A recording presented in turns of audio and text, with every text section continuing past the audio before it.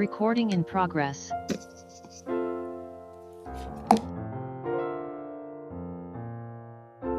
For as long as people have called this place home, they've been welcomed with clean air, clean water, and an abundance of nature. As time went on, people saw the need to balance how we build cities with how we protect farms and forests.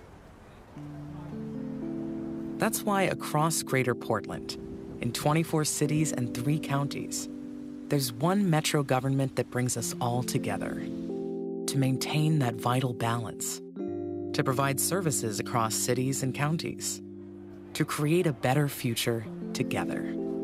Hello, we're Metro. We plan for housing, jobs, and safe transportation. We protect land, air, and water by managing garbage and recycling. We support arts and culture by overseeing local venues to keep the economy growing. And we connect people to nature across 17,000 acres of parks and trails and at the Oregon Zoo. Metro is all of us working together, connecting how we live today with how we plan for the future. Hello, we're Metro, and so are you.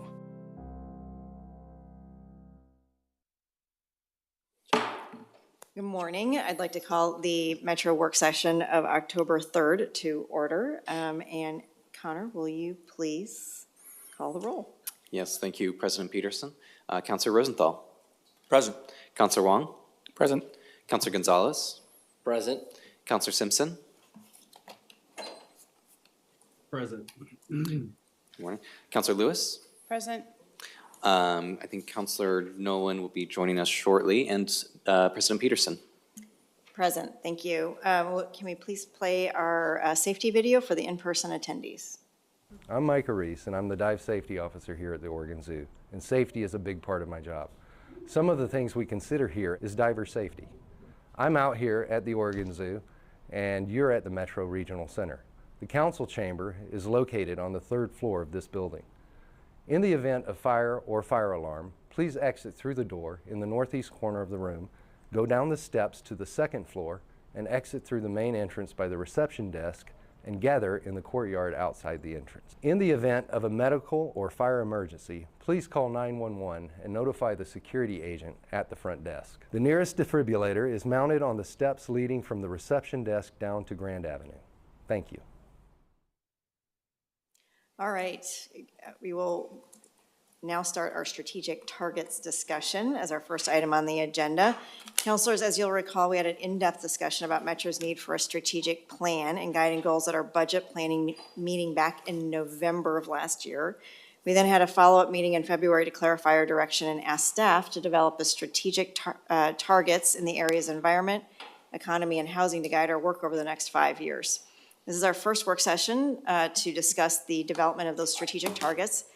And this is not the development of a full strategic plan, because our sense of urgency to move forward in a strategic way on these important issues, we have directed staff to work with the region to develop a North Star. So today we'll be talking at that level of a North Star that we can use in the short term to not only guide our work, but also to measure our progress toward a shared regional vision. We have our COO, Marisa Madrigal, with us to introduce the strategic targets and start presenting on this work. And I just want to also thank ahead of time all of the council staff and staff from around the entire agency that have provided input and guidance and what the art of the possible in order to move this forward. So thank you. Marisa. Thank you, Council President Peterson, and good morning, councilors.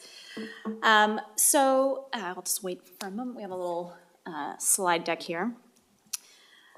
Once we received clear direction, yes, come on up, from council to begin working on these targets, I created a small project team consisting of staff from the office of the COO and the council office, 3 of whom you'll be hearing from today.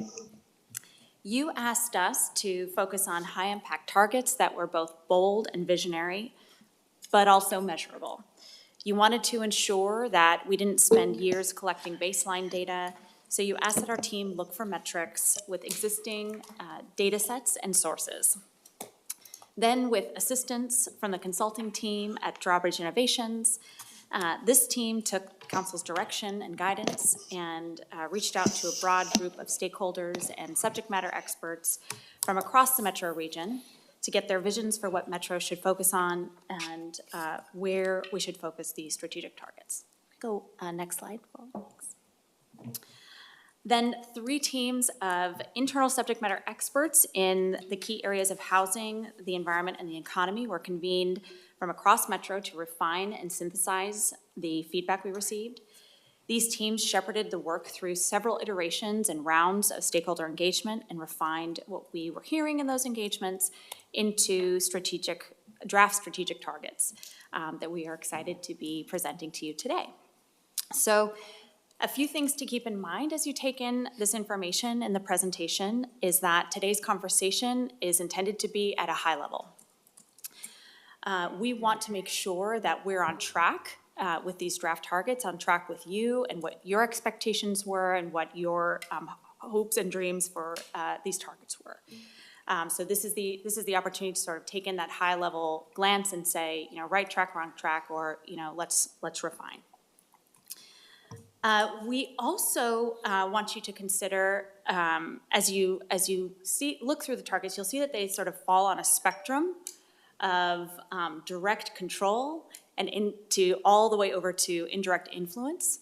And so we would like you to think about, at the end of the day, where do you want these targets that you choose to fall? And what balance of direct control and indirect influence do you want to be engaged in? Because these, obviously the more control we have in the situation, the more measurable it might be, the more obvious it might be, but there are also some pretty big, bold, and important ideas in this work that would require more influence, more persuasion, more convening, and that would take a lot more effort from the entire organization, including the political arms. And then lastly, the next step of this process is going to be a town hall. And so we would like to hear from you what your desired outcomes of that town hall are. What would you like to achieve there? Next slide, please. Thank you. So you'll recognize this slide. This is Metro's adopted strategic framework. For some wider context, one of the primary pieces of feedback that we heard from stakeholders in the visioning of these targets was that they wanted Metro to continue to focus on keeping our existing promises, to deliver on the work already underway, and to expand on that work. They told us that they wanted to see us continue to expand access to green spaces, expand waste recycling access, ensure good wages for employees, and increase the number of affordable homes, all pieces of the work that you have already taken on. For me, what that feedback really does is validate the framework that you adopted. We came into this target process intending to nest our strategic targets into the larger framework, and I think that the feedback we received really validates that decision. Can help provide some continuity as we go forward. So these targets, while they nest under the framework, they refine and focus to hone in on some issues that are top of mind for you and for the region. And I will now introduce the leads of our Strategic Targets Project Team, Val Gelstad, Ina Zucker, and Andrea Celentano. They'll be walking you through the work that's been done, and then I'll come back to help facilitate question and answer, that question and answer portion of our agenda. And then we are asking that in order to get through the material, unless there's a quick clarification that we can make, that you hold your questions to the end of time. We do have a lot to cover today. So with that, and if everyone's on board, I will turn it over to Val, our Director of Strategic Operations. All right, next slide. Okay, good morning, Council President Peterson, Metro councilors. Like Marisa said, I'm Val Galstead. I use they, them pronouns, and I'm the Director of Strategic Operations here at Metro. I've had the pleasure of working on this project from its inception and have found it fascinating and rewarding, even though it's been a lot of work, but it's been super interesting. And I just want to say thank you to all of you for the time that you've spent on it. I know we've been talking about this quite a lot.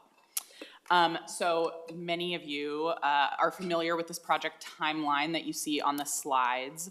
But I do hope to quickly run through it today to ground us where we are in the project, as well as for those who may be watching and are less familiar.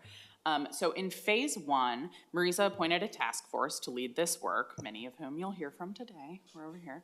And we focused on project design during phase 1. In phase 2, that was really focused on stakeholder outreach, asking interested parties to participate in blue sky visioning sessions. We used that vision in phase 3 to actually develop draft targets. We did this with a team of internal subject matter experts. And as you can also see by the orange box there, we're seeking your feedback here at work session today in phase 3. Future phases of this work will include, additional council engagement, additional public feedback through the town hall, target refinement, and then implementation planning. Can I get the next slide? Okay, I wanted to take a moment to specifically home in on phase 2 and 3, because that is where we have spent most of our time. During the stakeholder engagements, we spent 11 in-depth sessions with 76 individual stakeholders. I think these were about 3 hours long, and this was across 2 months. Like I mentioned earlier, it was really fascinating to participate in those sessions because we heard from a lot of different stakeholder groups, but they shared quite a few priorities and challenges across the board, and that was very unifying and validating in a lot of ways. During phase 3, we, like I mentioned, used that information from the visioning sessions and worked through that vision with cross-departmental teams of subject matter experts in a series of workshops. And then throughout the development, we sought feedback from you all in briefings, as well as our executive leadership team, senior leadership team, and external subject matter experts who had previously participated in the process. Next slide. So on this slide, you can just see a list of the organizations and jurisdictions who participated in either visioning sessions or feedback sessions, but actually in many cases, they participated in both. As you can see, it's a really broad, far-reaching list, which I think is just great because this project has the potential to touch so many people and organizations across the region. Next slide.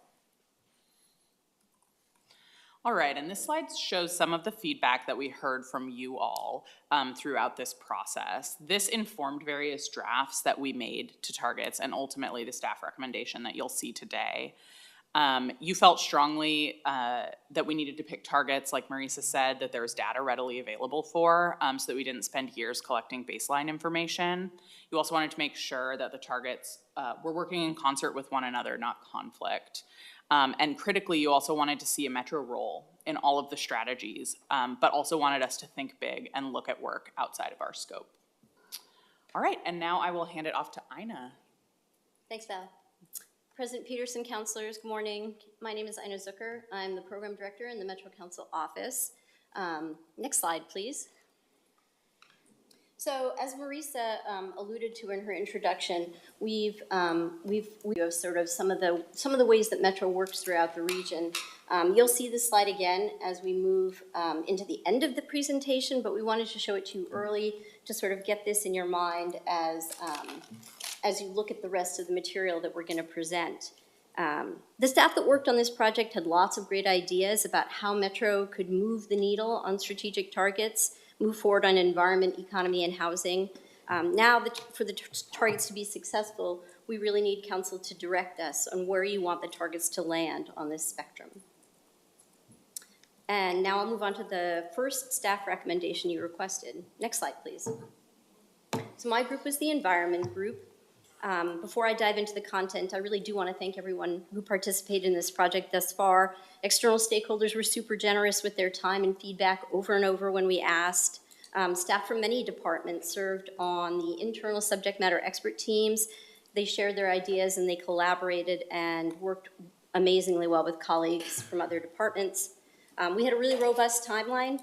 And we wouldn't be this far along if it weren't for all of them, and of course, for you, the council, guiding this project as we made our way to this meeting here. Next slide, please. As Val mentioned earlier, our first series of external stakeholder engagements were blue sky visioning sessions. We encouraged the participants to share what issues they felt were most important in the region. Some of the participants who came knew a lot about Metro and what we do, and which work would sort of already fall in our wheelhouse. Others didn't know much about Metro at all. The priorities and themes that you see were what we heard from those stakeholders. And you'll see many of these themes in the slides to come, though some moved around between targets. For instance, green jobs, which you'll see up on the slide here, actually ended up moving to the economy section. Next slide, please. After the visioning sessions, the internal expert teams took the priorities and the themes and crafted draft targets, including proposed strategies to achieve those targets. We also discussed metrics and data for measuring our progress. On the left side of your screen, by the icons, are the 3 draft strategic targets the environment team crafted. Nature close to home included green space acquisition and restoration in all communities, making green spaces safe and accessible, and building and connecting trails throughout the region. Climate justice and resilience included prioritizing actions with a high impact on marginalized communities and enhancing community and natural resilience. Meeting our climate goals focused on reducing emissions from the transportation sector, residential and commercial buildings, and from the goods and services people use in the region. On the right, you'll see we took those draft targets back to the external stakeholders, and what you see here is what they said. In particular, I'll note that they said, focus on climate, it is the #1 issue of our time. Try to reduce food in the waste stream, and work on improving things for everyone. In other words, use a targeted universalism approach. I'll also note that we heard don't set targets that duplicate existing Metro work, which is why you won't see as much about natural areas in the staff recommendation, as that work is being done very capably in the Parks and Nature Department, thanks to the voters prioritizing this work through 2 bonds and a levy. You also might not see as much about climate justice particularly, as that work is being stood up by the Cross-Departmental Climate Justice Task Force, which you heard about from Victor Sin and Michael Tete back in July. Next slide, please. So this is the final environment slide. This is the staff recommendation called Meeting Our Climate and Resilience Goals. Each strategy that you see here includes a key regional metric and some bullets underneath that describe possible ways to move the needle on this strategy. We're not diving into the details today or really discussing tactics, but we wanted to show you some examples of the types of indicators that could be used to assess progress toward reducing greenhouse gas emissions, creating more sustainable communities, and making our region more resilient to climate change. Many of the priorities we heard from external stakeholders are here, and our internal subject matter experts have helped us make sure the data exists to measure our progress in each of these areas. The specific numerical targets will be set during the implementation phase, after we've received your direction on which targets the council will choose. That's the end of my piece, and I'll turn it over to Andrea to take you through the economy slides. Thank you, Ina. Council President Peterson, councilors, good morning. I'm Andrea Celentano. Move mic closer. Oh, snap, sorry. Is that better? Yep. More? Closer. There you go. Ooh, okay. Sorry. Thank you, Ina. Council President Peterson, councilors. Good morning. For the record, my name is Andrea Celentano, and I'm a policy advisor in the council office. And I led the development of the economy strategic target. Andrea, I'm sorry. A little closer. More? Yep. Why is mine so much closer than everyone else? Keep moving. Keep moving? You're naturally. Okay. You're moving and then you're moving back. Nope, okay. All right, you I go. feel very loud now. Can everyone hear me? No, you're not very loud. You're Nope, okay, great. good. Yeah, good. Thank you. For us, hard of hearing. I will try to project into the microphone, thank you. Georgia, can I get the next slide? Thank you. So as Ina previewed, in her environmental slides, we really have a consistent theme of talking about the visioning sessions, and then going through the development of the targets. So from the stakeholder visioning sessions within the economy target, we saw a number of high-level themes emerge, including investments in infrastructure and development, industrial lands, creating family wage quality jobs, and thinking about ways that we can support balanced development across the region. We also heard from stakeholders about the importance of workforce training and development, that we should support attracting and retaining businesses throughout the region, and about the importance of diversity and equity and the needs of small businesses. Next slide. So based on what we heard from our stakeholders in the visioning sessions, our internal subject matter experts worked to develop 2 draft targets, which you will see on the slide. So the first one was Economy for All, which focused on equity and meeting people's needs. And then we also developed Building a Future-Ready Green Economy, which really focused on resiliency and positioning the region for future development. So as we discussed previously in your guys' briefings, there was a lot of overlap between the development of the 2 targets because there were really clear themes and fundamental core elements that stakeholders felt should be present in any economic development strategy. And when we brought these back to stakeholders during our workshops, we had broad support for both ideas. You'll see on the slide the elements that stakeholders felt particularly strongly about. So looking again, yes, at workforce training and development so that we can work on making sure that the skills of our workforce meet the available jobs within the region, shovel-ready lands for development, quality jobs to support regional affordability, and wanting diversity and equity to be centered so that people can have their needs met and be able to participate in the economy. Within those workshops, we also heard really clearly from stakeholders that we presented them with these 2 draft targets. It was really a false choice or a false dichotomy, and that Metro can and really should be working on elements presented in both of the strategies. Which brings me to the next slide, please.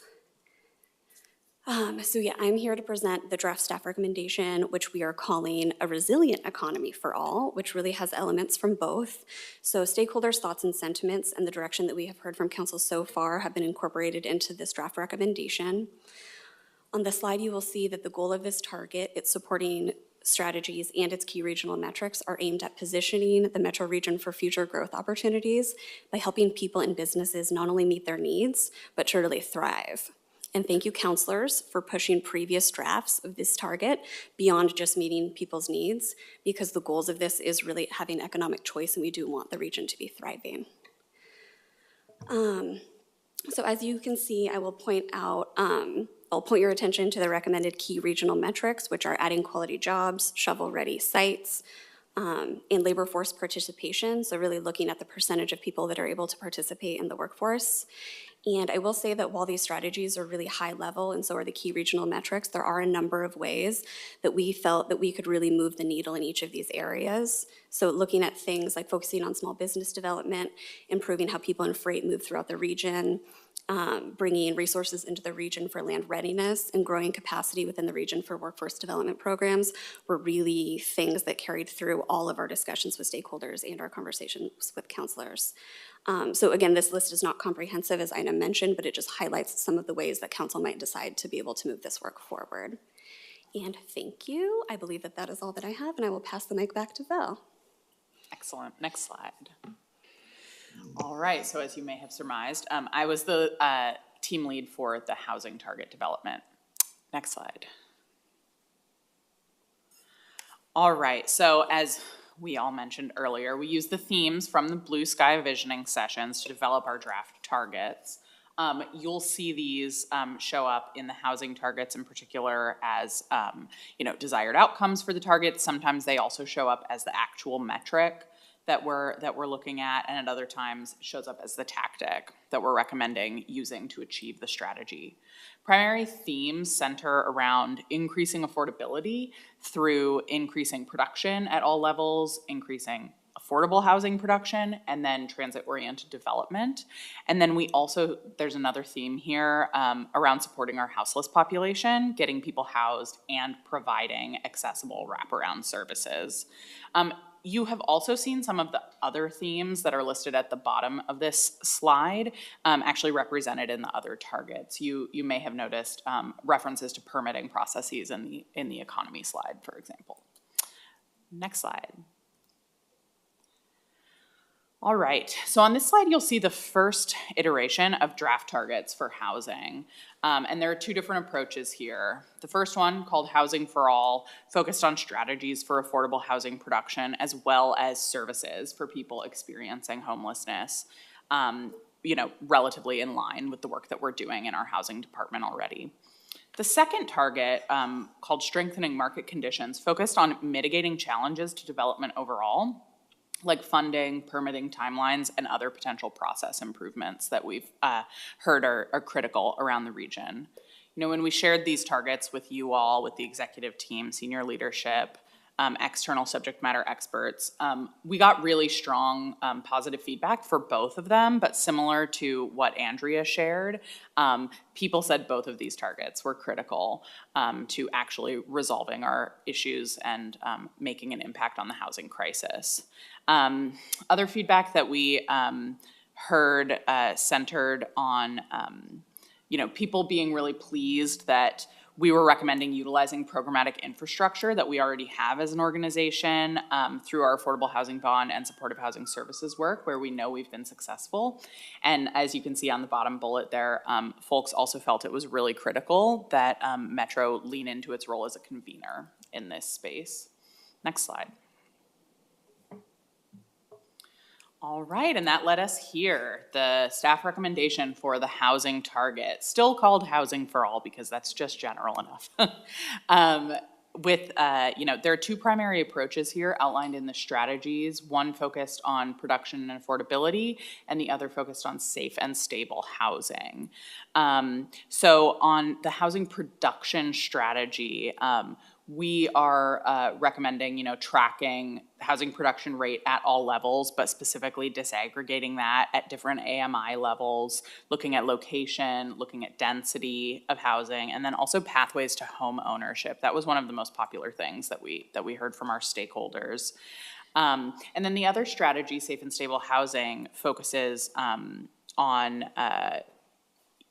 eviction prevention, reduction in the chronically homeless population is obviously the key regional metric, and some of the ways that we might impact that are access to services to stay housed and get housed.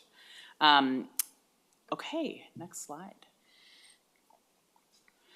All right, so I'm just gonna wrap us up into next steps. So following this work session, as you heard from Marisa, we're gonna take your feedback to prepare for the October 12th town hall in about a week and a half.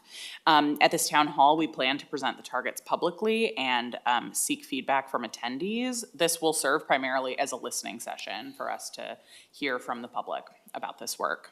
After that, we're planning to hold another work session with you all on October 19th to respond to the feedback at the town hall, make any final changes to the targets before adoption. And then following that, in November and December, we are hoping to bring a resolution before you for adoption, and then we'll begin implementation planning for the targets. Next slide. Okay, so we said we would bring this one back. Once again, we just wanted to share this concept of direct versus indirect pathways to implementation. We ask that you keep this in mind throughout the presentation because we would be asking you to consider this during the discussion portion.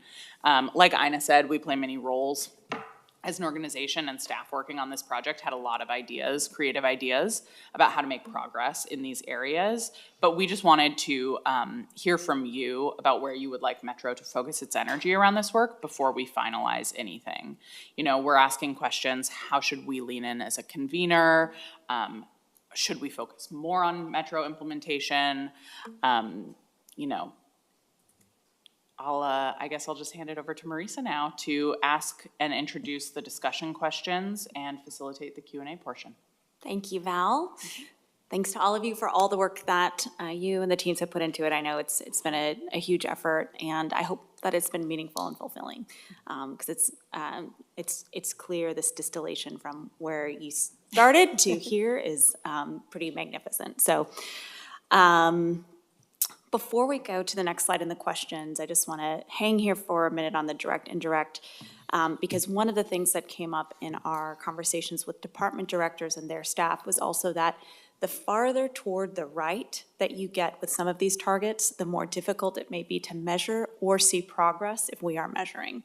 So the longer it may take. And originally, we were looking at 5-year targets. So we don't have to stick to that necessarily if that's not where you want to go, but just wanted to point that out as a potential trade-off of being further to the right on the spectrum than on the left. Okay, next slide. So I'm going to try to lead you through or facilitate this discussion. You're in the lead. I will facilitate. And the first question, the top question is really just, are these targets in line with your vision of a regional North Star? Does this? You've got a counselor with hand up. Oh, great. Oh, I'm waiting. I gotta watch the This is the hands fun of the now. hybrid Okay, meeting. okay, I'm on it. Counselor Gonzalez. No, keep going. No, let's start with the first question. Can you put them up? Can you put up a slide that has the targets instead of the questions? Sure, So we can remember all of them? absolutely. More than 3 is hard What? to remember. Do we have one with all three? They wouldn't, No, I think there's- the writing would be like that They'd tiny. be tiny. You can have one in each category at a time. I'm wondering if maybe we could print out like the 3 main pages really quickly and just have them, we'll start the talking, but have a little paper guide. Thanks, Connor. Thank you, Connor. Yeah, Connor, that should be the exhibit that was attached. Yeah. Great. Okay. Counselor Gonzalez and then Counselor Rosenthal. Sweet. Yeah, sorry for interrupting the flow. This is going great. Well, I just I feel really impressed. I think that's the first word that comes to mind. Having seen the process progress to where we are now, especially seeing the refinement and the focus. I think the theme for me of what I want to kind of communicate back is I value focus and intention and dedicating resources, even if that means presenting trade-offs. Because I do think it's important to acknowledge that we can't be everything to everyone all at once. And so, recognizing obviously that we're a large agency with a lot of really talented people, we can do a lot of things. But let's, so I think this is a great exercise to do that. I would want to, in the town hall that is coming up, what I want to get a sense from people is, do they feel like these measures are relevant? And also, if people feel that it puts Metro in a position to be proactive, instead of instead of the opposite, which would be reactive, of course. But again, I think I wanted to share that I feel good about what you presented today. I see the reflection of DEI and engagement in community and different stakeholders. And it feels good. A good playbook. Thanks. Any strong feelings on that spectrum of like balancing the targets more toward direct versus indirect? Just that I took a picture of it and I'm gonna steal it to use it somewhere else because I really like the way that it's framed, and I think it's just really relevant and helpful. What I noticed from the answers or the presentation is that we have kind of sprinkled throughout. I think. Thank you. Is that answering your question, per se, or am I missing something? Sorry, I'm like looking at the pieces of paper now. No, we little interrupted cheat your sheet. flow this time. I think it's fine to think about the other, because there is a spectrum, there can also be a mix.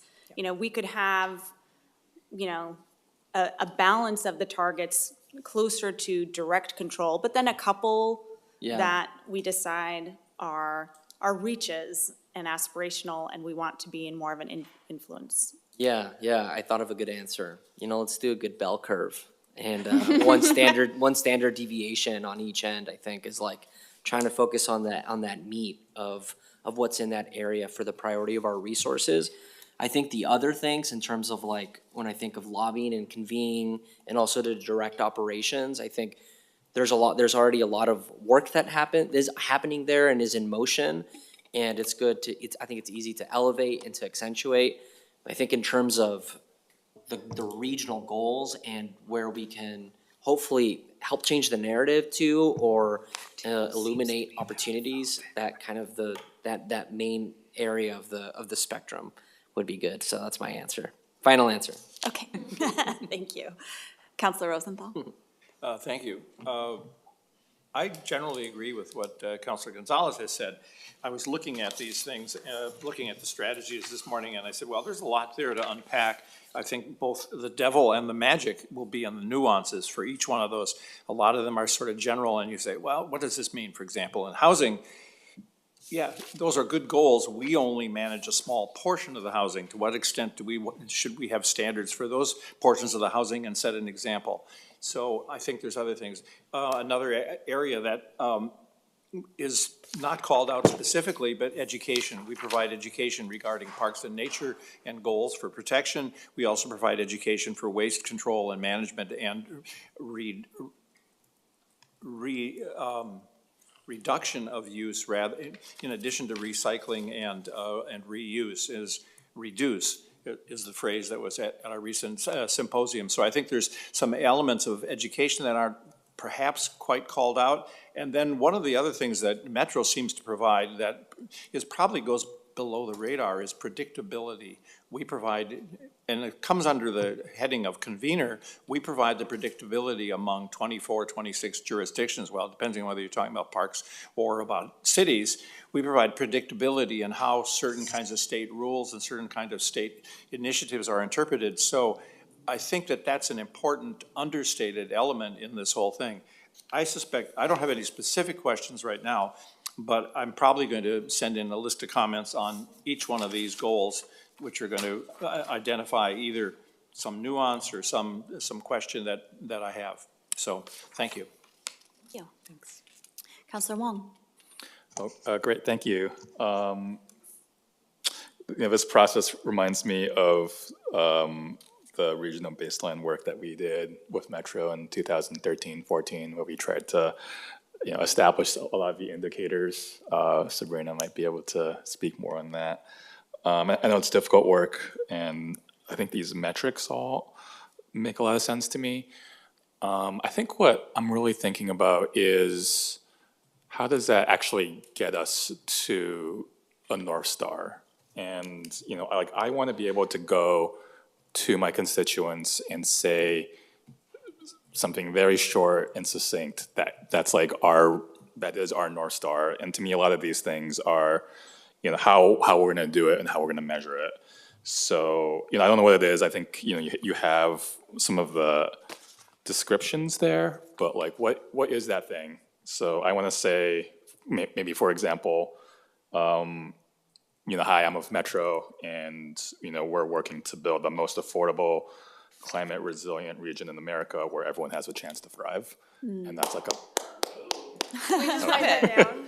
You got that, right? Pull the recording. But I think that's like what we're trying to Yes. convey is here is our vision for our region. Very short, very succinct. These are all the indicators that we're going to do it, but I'm not going to spend 20 minutes with a constituent to be here are our 20 indicators. A little handout.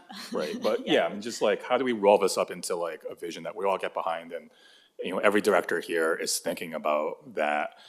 And I think on that spectrum of influence and collaboration, I'd actually also just really encourage us as Metro and the leadership to really think about first really getting down collaboration internally. And I'm really excited to actually have a work session on 82nd Avenue in a couple of weeks. But when we're thinking about like a corridor project like that, it actually incorporates everything that we're talking about here. So it's got our climate goals of transit, it's got our economy goals with, workforce development, and it's got our housing goals with like anti-displacement and equitable development. So we're actually doing that work here at Metro, but we're not talking about it cohesively. So when I work with our planning staff, who are great, they're really focused on that transit. And then the equitable development team is focused on anti-displacement. But like, how do we bring that together in a more cohesive manner internally, I think is a really important first step before we can actually bring that out, externally. And then just, all being on that same page of this is what we're doing in a sentence. And that we might feel, but otherwise, I think all the indicators are great. Excellent, thank you. And any thoughts on the town hall and what you'd like to get out of that? I want people to leave the town hall feeling inspired about, the future of our region, and having that like tagline that we can all get behind. It's like, that's what unifies people, and that we're not in competition for resources over whether it's housing or parks and green space, but it's like, how do we build that livable region that we can all be proud to live in? And I think that's kind of the end product of what a town hall would be. Thank you.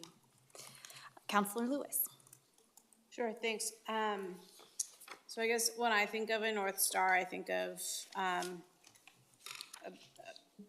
a point, and this feels a little bit more like a constellation than a star. I think I'd like to eventually get to the place where this can be one page and not three. But I do think that the areas that we're focusing on and how the targets have been defined are the right definitions in the process that we've taken to put strategies under each one, so that it's not standalone metrics without strategies showing how a regional government comes into play. When it comes to kind of the piece that might be missing, I don't see culture showing up. Arts and culture is something that we do, and it's something that is what defines a region more than statistics. So if there's a way that the arts and culture layer can come into play, I'd be appreciative of that. I don't think it needs its own measurement. I don't think it needs its own target, but it could be some of the texture of the language or how we present. When Portland was the #1 U-Haul one-way destination in the country, we all knew it. As of last year, we all know the statistics about what percentage of the population left Multnomah County versus other large counties in the United States. I would like for our metrics to be that knowable, that grabbable, and that understandable in terms of housing really is available for everybody. The median first home purchase is blank dollars. That's attainable at a housing wage. We get way too complicated with CPI, with charts, with index, and we just need a simple number that people can say and understand. So in terms of the upcoming town hall, I hope that people can leave the town hall seeing their role and their place in achieving whatever this future is, because Metro can't do this work alone, and I think that's because I really am on the side that this is pointing us towards our influence and away from our direct investment in order to achieve what it is we're striving for here. Thank you. Councilor Simpson. Thank you. I won't say too much. I really want to echo and lift up comments by Councilor Wong around a North Star and also around arts and culture from Councilor Lewis. But as we have this town hall, and this is excellent work that y'all have laid out, when you say create pathways to home ownership, I want us to really understand what home ownership looks like, given our land use situations and, even current conversations around the UG. Really, what does a home look like in 30 years in the Portland metro area? Is it a dense housing with, condo style or whatever. Sorry, I got COVID, so I'm kind of like trying to process it all. But anyway, I would love to understand how, what community is thinking about what home ownership looks like. Thank you. And any thoughts on that question of whether we should be balancing more toward direct control versus indirect influence and persuasion? I mean, to me, it feels like we should be doing a little bit of both. And depending on, the topic. So I know there's things that like we don't have control necessarily over, like upgrading the power grid for more EV use. Given, our current consumption levels, we know that we would probably as a region or even as the city of Portland pull as much on a vehicle with vehicles as the city is pulling now on buildings and things. So what do we do in that instance? We can require the design, but how do we get the actual infrastructure expanded out to support power consumption needs? Thank you. Thank you. There's my echo. Councilor Nolan? Thank you. Thanks for pulling this together. I appreciate the preliminary conversations I had with staff about this. I'm going to answer the second question first. I would propose that a single town hall is inadequate, just for simple logistics. Our region is some 30 miles wide. I think it's unreasonable to expect there to be a place that is accessible to everyone living in the region who wants to weigh in on this. It's going to be virtual. Just FYI. I don't think that's. Even so, thank you. Yep. I don't like that answer. I'd much prefer it to be in person. I think there's a dynamic in the room when people actually look at each other and understand that their idea, for example, of what home ownership looks like differs one to the other, maybe neighbor to neighbor, but certainly downtown Portland to unincorporated Washington County. Even if it's virtual and there isn't a physical transportation issue, there is an availability.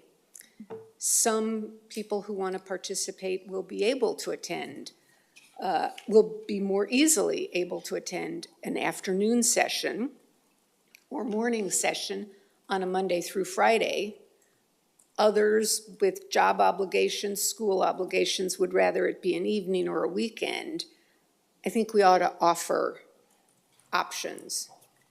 If it's this big of a deal for us, it should be worth a few more opportunities that people can bring their thoughts to it. Appreciate that. I'd encourage that the town halls do a little bit of education out, helping set a context. And in particular, helping set a context that this is a regional strategy and find mechanisms in the facilitation of the town halls that really move people toward bringing their own concerns in the context that we are a region and that our collective opportunities should be equitably shared. Our collective responsibilities should also be equitably shared. And I think having people gathered, preferably in a space, but if it's online, and explicitly have that conversation with people is a big part of what we need to do so that all 7 of us can do the same thing. So getting back to the first question and targets, I like a lot of what other counselors have said about North Star. As Councilor Lewis said, it is a single star, not a constellation, and certainly not the Milky Way. It's anchored. It is a North Star because it is in the same spot in the sky and people can depend on it to navigate. And if we extend that precision of a meaning to this, I think we need to look at each other among the council and say, this is fixed. We're not changing it in 6 months. We're not saying, okay, we forgot about something or someone has introduced a new idea and we're going to add to it. Not that we're going to be rigid, but if it's a North Star, it has to be something we actually have vetted thoroughly to the point where we all say, yes, this is what we have agreed on. It may not have been what I would have written by myself, but it is what we have hashed out. And that gets me to a second point about what targets, in my mind, connotes. It connotes making choices. It connotes saying some things, some activities, some investment, some influence is in our strategic plan. And some of them are not. And they may be not in because it's not now the time, or they may not be in because it's not us, Metro, or we may actually get to the point where we say some things just shouldn't be in. Councillor Wong talked about true collaboration practiced internally first. I am really excited about the possibility that this strategic planning process helps open a discussion in this council that celebrates the fact that, accepting the at-large president, we all represent different parts of the region. And while we think and plan for a region, the people who I represent have different outlooks, different priorities, different fears, different hopes, maybe in nuanced ways, but let's talk about that. Let's disagree about those things. And I come from a family where disagreement was welcomed. Respectful, caring, listening disagreement. And that's what I'm hoping we can achieve in this atmosphere. I think this plan can help us do more of that. And I just want to then highlight a comment Councillor Lewis made about the metrics. I loved the way you expressed that the metrics should be knowable, findable. And internally, our staff will need more esoteric, more detailed, more wonky measurements. And I applaud them for wanting that and proposing that. The people who do not spend their working days and part of their evenings thinking about Metro need a better way to engage and still be heard. So the extent to which we are aiming towards something that they can actually visualize. I think our targets are a bit, what analogy do I want to make? They want to please everybody. And they end up, forgive me all, but they end up being a bit of mush because they're trying to satisfy everybody and include everything. And I would suggest that if you've got 42 priorities, you've got none. If you've got 10 priorities, I think you've got none. Good work. I'm looking forward to it. In terms of the last question, some of the specificity, some of the visualizable language would be something I'd like to see later this month. Great. Thank you. And, to the extent that counselors have ideas or feedback on language, what should be in or out. We welcome that feedback via email or however you're comfortable communicating that, and we will collect all that and we can bring it back for a discussion. That's exactly the kind of feedback that we're looking for. Thank you. President Peterson. Thank you, everybody, for working so hard on this. I think what I'm hearing is, because I've already got a table and a spreadsheet in my head based on what everybody is saying, so it may be a little hard to describe, but I'm going to try. But on your priority, or on your spectrum of table chart, the way I would look at this is that if we have a regional North Star, we should be looking at completing the tasks that we already have to get there in the short term and start working on the convening of the long term.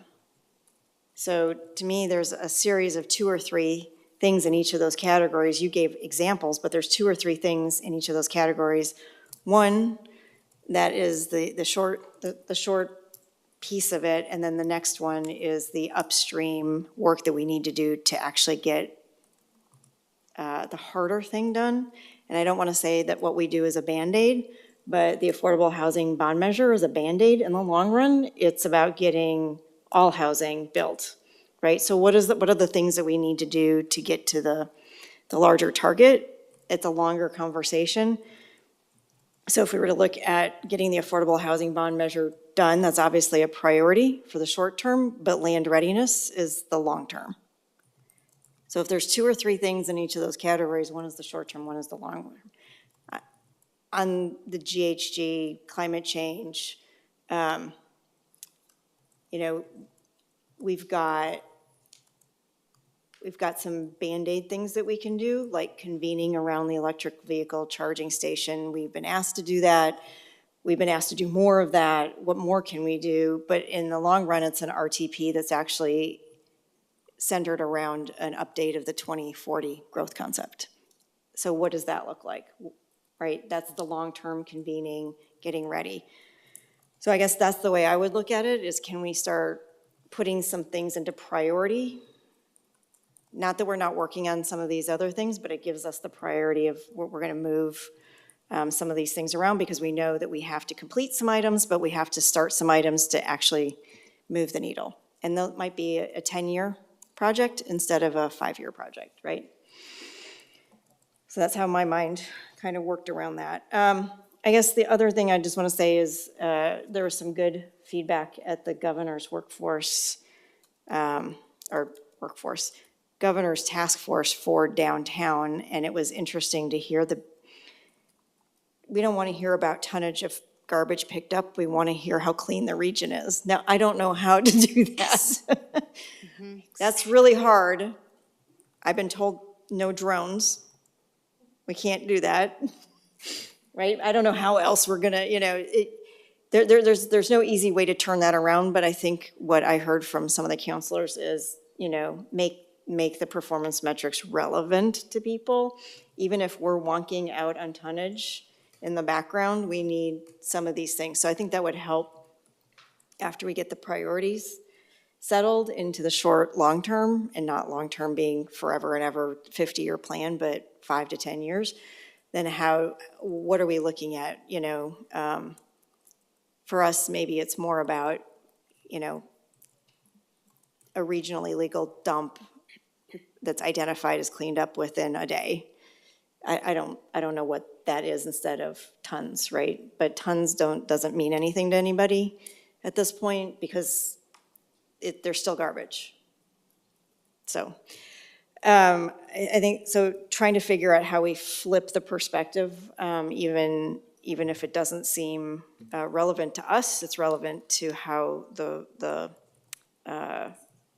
person on the street is going to feel like they were heard. And then the last thing I just wanted to talk about is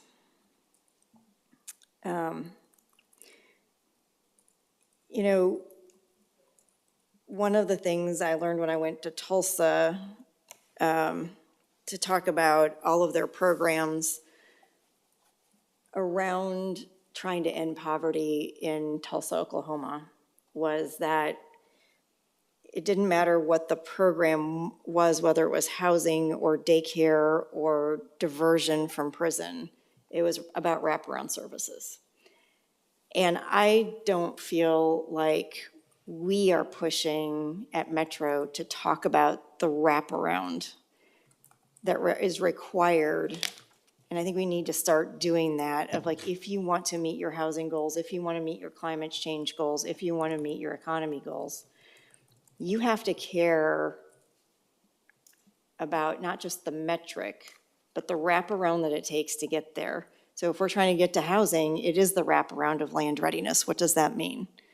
We have to start talking differently, I think, about all the things that feed into that goal, and being a little bit more upfront about trying to solve the upstream problem and not putting the Band-Aid on.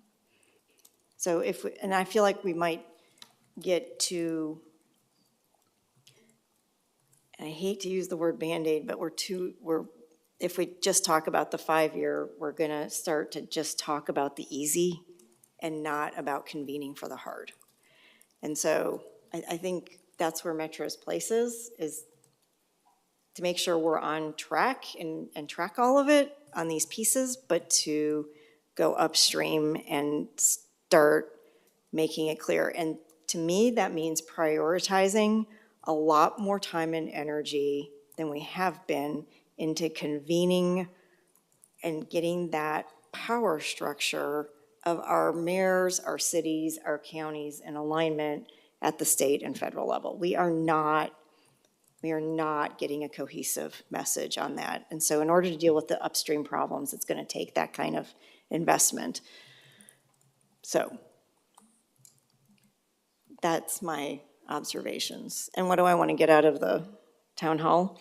I feel like some on-screen polling would be helpful on what does the North Star sound like? And if you were to prioritize, what would you prioritize in each of those categories? Just do some on-screen polling. Otherwise, it's a one-way street of presentation and chat box. But if we're going to do it virtually, we might as well. And you're going to tell me you already got that planned. Yay, good job. Yes, Pam. I am. I think we can also talk about some on-demand ways that people can provide feedback, so it's not tied in time to a specific place and broaden that. But we hear that feedback, and we'll definitely take that back. Council Rosenthal, I see. Thank you. First of all, I want to agree with, I think what I heard President Peterson saying, that this isn't going to be, this is a work in progress. It's probably always going to be a work in progress. One town hall, and we have a lot of stuff to do on a lot of different fronts. And I agree with Councilor Nolan. I think that one town hall may not do it. My question, though, is town halls can be crazy and fun and all sorts of things. My question is how are you going to focus the town halls? In other words, and perhaps the phrase that Councilor Huang came up with, which you can get off the recording, which I thought was very good, perhaps that is a way to ask people if this meets their needs. But I mean, my question is, how are you going to focus it so they don't just get all over the map? There's a lot of items here to unpack. Mm-hmm. I can take that. Yeah, so we are planning, it's not entirely finalized, but during the town hall, we'll be doing a high-level presentation about the project, the work, and then diving into each of the targets, probably around that same level of detail that we gave to y'all today. But then after each target, we'll be doing some of that polling and getting feedback in the moment about that. And then toward the end of the town hall, we'll have an open-ended space for like general feedback. So I think we'll be able to target some of the feedback during those like smaller sections after each target is presented. But I mean, that is some of the benefit, but also some of the downside of it being online is that it changes the way that folks engage. So it's going to be via polling and chat and in writing. And then at the end, we're going to have, sort of the open-ended town hall feedback. So I don't think it will get very broad until the end, but Are you planning on breaking into work groups for each of the 3 areas, for example? We talked about that, whether that would, sometimes with breakout spaces, people tend to be less inclined to participate. I know I've had lots of people tell me, oh, as soon as there's a breakout room, like, I'm out of here. And so if we think the breakout rooms could be useful and not off-putting for people. Okay. Thanks. Any other thoughts or questions? I've got a couple little just things I wanted to synthesize and reflect back to you. The first is that it sounds like there is support for a statement, one sentence way to communicate, what are we trying to do? Where are we trying to go? I think we got some great language from Councilor Wong. We'll capture that. To me, what that brings up is that these targets, these strategies are sort of our theory of change. If we're saying, hi, we're Metro, we're trying to do X, Y, and Z. We're trying to create this in our region. And then these targets are how we think we're going to get there. We're going to increase housing at every level. We're going to increase the tree canopy, whatever it is. We believe that by doing and measuring those things, we are going to change from where we are today to where we want to be in the future. So that is super exciting to me. I hope that it is exciting to all of you. And I think it also calls out that there's a difference between how we need to be able to communicate this to a broader audience, and we need to be able to someday operationalize this. Will be, future conversations. But when I think about my hopes for this, sort of the maybe mirror image or reflection of some of the hopes you expressed for the town hall, is that I hope that our departments can see themselves in these targets, that our leaders, not just the appointed leaders, but the organic leaders, the people at all levels of our organization can see themselves here and find meaning and purpose in their work. So I want to thank you all for a wonderful conversation. I think you've given us a lot of great feedback. I've taken extensive notes. I know others have as well. So happy to leave it open for more comments, but just wanted to sort of reflect those things back to you and say, see you next time.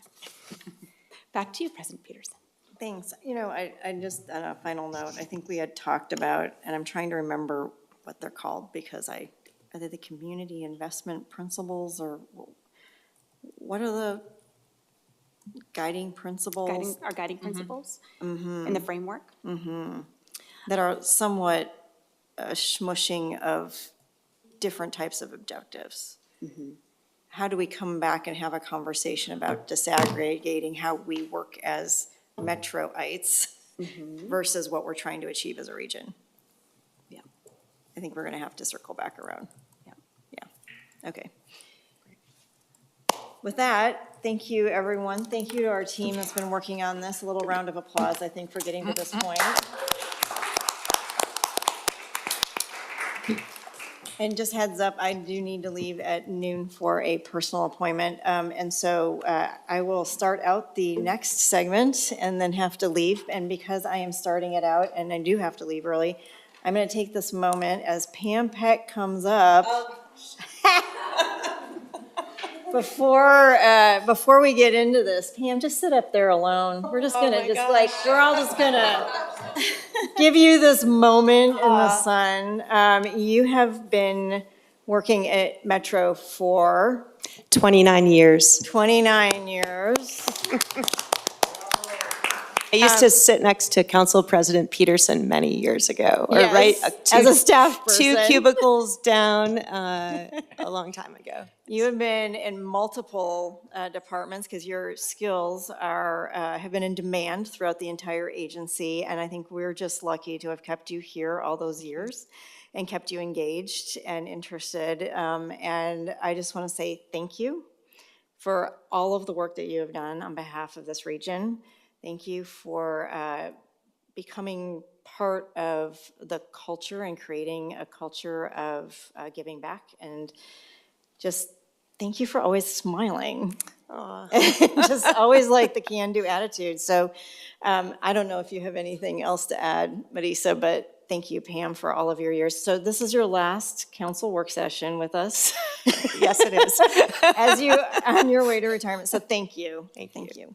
To say you leave huge shoes to fill. I'm sorry that we only got to work together for a couple of years, but every time we interacted, I was just so impressed with your depth of knowledge and your experience and your patience explaining all these super complex things, and just your knowledge of how we got here and all these various, complex regulatory, but also you somehow managed to hold on to hope that we actually have hope to reduce waste and hope to increase reuse and hope to, increase recycling. So you are going to be missed. Thank you. Well, thank you so much to both of you for all your kind words. It's been such a pleasure to work here all this time. And I'll just say briefly, I worked in transportation planning on the first regional transportation plan that brought transportation and land use together. I also worked in our parks program, cemetery programs, urban growth boundary decisions, the regional travel options program. Until the last decade, I've been working mostly in the materials management space. So it's been fantastic, and I just want to credit my mom, Judy, who is here today.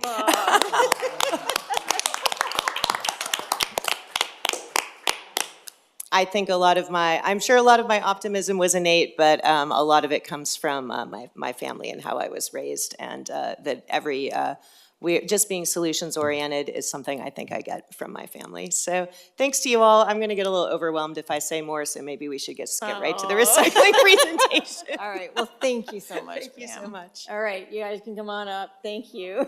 Oh, they're crying too. They're like, you can't go. All right, well, let me kick this off. Metro's Waste Prevention and Environmental Services Department plays a critical role in overseeing and planning our region's waste system. Today's work session is a part of a series of engagements with council this fall to provide additional context, support council decisions on key projects as we move forward. In these discussions, council has clarified priorities to further guide the implementation of the regional waste plan. Today's work session builds that discussion, providing additional context on the Recycling Modernization Act, what it means for our region and its intersections with the System Facilities Plan. I'm going to let Marta go through the 2021 Senate Bill 582, Plastic Pollution and Recycling Modernization Act in detail. But just to say, this is a huge part of the future of us being able to meet our actual, what I think our mission is, which is to reduce waste. And I think, how we start to look at playing this out in forecasting and the other decisions we make will help give us a little bit more guidance on how to make sure that we are actually fulfilling that mission. So, Marta, I'll turn it over to you. Thank you. And councilors, we will turn it over to Deputy Council President Lewis in about 15 minutes. Wonderful. Thank you so much. Good morning. Again, my name is Marta McGuire, Waste Prevention and Environmental Services Director. And as was just introduced, we have the fabulous Pam Peck, Jenna Jones, and Jill Horisic, part of the Metro team that's been working on the implementation of the Recycling Modernization Act. And we really do appreciate the opportunity to engage with you today. I want to take a moment just to thank you all for the discussions over the last month and week, and in particular, your engagement with the International Panel and Symposium. We really appreciated the thoughtful discussion and hope that the panel inspired, thinking about possibilities of the future system, in particular, Andrew Doy's presentation on Vancouver, BC, and his role, which is primarily managing the producer responsibility organizations, is really just a great illustration for us to reference as we discuss the implementation of the Recycling Modernization Act. And if you pull up the slide deck, we'll go ahead. I just have a couple of brief slides before I turn it over to Pam. Next slide. I always like just to start with a reminder of our department's mission, which is to conserve resources through our efforts in waste reduction. Our efforts to support the implementation of the Recycling Modernization Act really fall into our core responsibilities around planning and partnerships within the region. Next slide. In our series of engagements this past month, we discussed the regional waste plan outcomes. You expressed support for the overall outcomes and shared guidance on more specific priorities, including an emphasis on waste reduction. I've lifted up here the specific waste reduction goals and targets for your reference, both recovery goal as well as waste generation. We know that waste prevention is the most effective means to conserve resources and reduce the impacts of climate change, and that is ultimately our target. Next slide. We also discussed the life cycle approach to managing products and materials featured here. And as you will hear today, the Recycling Modernization Act really works to intervene in each stage of the life cycle. With that, I will turn it over to Pam to jump into today's discussion. Thanks so much. If you could go to the next slide, please. Once again, my name is Pam Peck with Metro's Waste Prevention and Environmental Services, and I'm joined by Jill Haritzik, who is leading coordination of implementation activities for the bill within Metro, and Jenna Jones, who's a part of our government affairs and policy development team, and really played a key role actually when she was at League of Cities, and then now is continuing to do so in implementation of the bill. So today we're just here to give an overview of the bill and give you an update on where we are with implementation activities and kind of how Metro is engaged in those. Next slide, please. So this shows the discussion questions. Do you have any questions or feedback for us today? And are there any other topics that you would like to consider or you would like staff to consider for future legislative positions regarding this act? Next slide, please. So my job today is just to go very briefly into the Wayback Machine to talk about how did we get here, what was going on at that time. And then Jenna's going to provide more details about the bill, and Jill's going to talk more about the implementation activities. So at the time when people started thinking about modernizing the system, we were thinking about it in this region before 2017. But in 2017, a lot of things changed with the materials that were flowing outside of the United States for recycling. The West Coast had become heavily dependent on putting materials for recycling into empty ships that were going back to China and other countries in Asia. China and those countries started feeling that, or they noted too much contamination, meaning things that shouldn't have been mixed into those bales were coming to them mixed into those bales. And so they closed their markets, and there were a lot of market closures that happened at that time. That created a huge amount of unpredictability in the system, high costs in the system. But even before that happened, we knew our systems needed improvement, and you only needed to walk down the grocery store aisle to understand that. Our system was put in place when we had lots of paper mills, when people got their information reading newspapers and mostly had cans and glass bottles and things for their packaging. Now, any walk through a grocery store will show you all the range of packaging types we have. Our system couldn't handle them. They're very confusing to the public to figure out what goes in the bin, and we didn't have the equipment we needed to sort it all working in the region. So it was a historic opportunity really for a system reset, all the disruption that happened. So very briefly, I'll just say there was an amazing convening and collaborative process that Metro participated in right from the beginning. Oregon Consensus did the convening for Oregon Department of Environmental Quality. And that consensus group worked in collaboration to actually reach consensus on the elements of the bill that were introduced in 2020. That included representatives from local governments, local waste haulers, local companies that sort recyclables, local companies that use recycled materials to make products, as well as the producers of products. So throughout this process, we worked to really bring feedback from the Metro Council into that process. And let's see, so the consensus around the key elements, and that really helped us to advance a lot of regional waste plan goals that you can see here.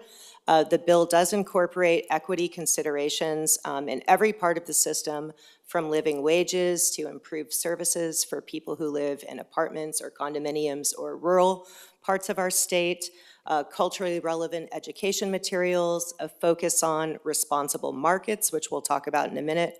And Metro really played a key role in building support for these provisions, not just during the consensus process, but actually during the legislative session itself. And council gave staff a lot of direction around these issues from 2019 to 2021, which I'll summarize in just very briefly here. You really wanted to see the system address hard to recycle materials such as plastics and some other materials as well. You wanted to see our facilities modernized so they could sort the things, the packaging that's coming into people's homes. You wanted to see producers have a role in this system and take some responsibility for the products and packaging they're putting out there. And you wanted to see a system that would reduce use of single-use plastics for food serviceware and other applications. So go to the next slide, please. So we got a bill that included many, many of those elements, and you can go to the next slide. And during the time building up to the bill, this were some other things going on in addition to the markets. We had different recycling rules all across the state of Oregon. And many parts of the state had to dramatically change their programs after markets started closing. Next slide, please. There was and still is an incredible lack of transparency about what happens to those materials once they leave our region in bales that are sorted. And about 1/4 of our materials still leave our area and go overseas. These pictures are actually from paper recycling. So what you're seeing here is massive amounts of like plastic bags and other types of filmy plastic. It gets mixed into the bales of paper because it's all flat. That's why we tell people, do not put it in your recycling bin. It gets mixed in with the paper. And places and markets that receive these materials, they were equipped to take the paper. They're not equipped to take all that plastic. Next slide, please. So we don't know really how it's managed and who it impacts and how it's impacting them. The other piece is that producers have not been historically required to play a role in this system, despite the fact that they put labels on their packaging that tell us it is recyclable. That has all been left up to local governments over all these years, individually, in fact, across the United States. So here we have a complex global system of commodities and manufacturing, and each local government in the United States is trying to figure out how to have recycling programs that meet what their communities want and how to pay for them. So with that, I'm going to turn it over to Jenna Jones to talk about more specifically, actually, how the bill advances equity, how the bill advances council direction, and kind of what you can expect to see coming with the bill. Awesome.